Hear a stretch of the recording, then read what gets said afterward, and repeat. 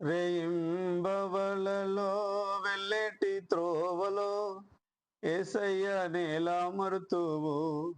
అయ్యయ్యో క్షణంబులలో కంబును విడుతువు. అయ్యయ్యో క్షణంబులలో కంబును విడుతువు. రేయింబవలలో వెళ్ళేటి త్రోవలో ఏసయ్య నేల మరుతువు. అయ్యయ్యో క్షణంబులలో కంబును విడుతువు. అయ్యయ్యో క్షణంబులలో కంబును విడుతువు.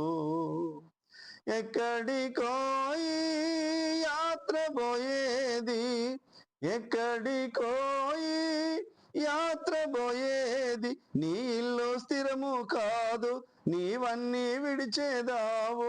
నీ ఇల్లు స్థిరము కాదు, నీవన్నీ విడిచేదావు. నీ వచ్చిన దారినే వెళ్ళిపోవాలి, మళ్ళీ పోవాలి. వచ్చిన దారినే వెళ్ళిపోవాలి, మళ్ళీ పోవాలి. రేయింబవలలో వెళ్ళేటి త్రోవలో ఏసయ్య నేల మరుతువు. అయ్యయ్యో క్షణంబులలో కంబును విడుతువు.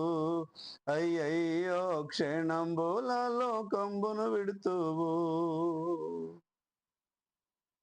పరిశుద్ధ గ్రంథంలో ఈ విధంగా రాయబడి ఉన్నది. కీర్తనల గ్రంథం 9వ అధ్యాయము 17వ వచనం. దుష్టులను దేవుని మరుచు జనులందరూ పాతాళమునకు దిగిపోవుదురు. 18వ వచనం. దరిద్రులు నిత్యము మరవబడరు, బాధపరచబడు వారి నిరీక్షణాస్పదము ఎన్నటికీ నశించదు.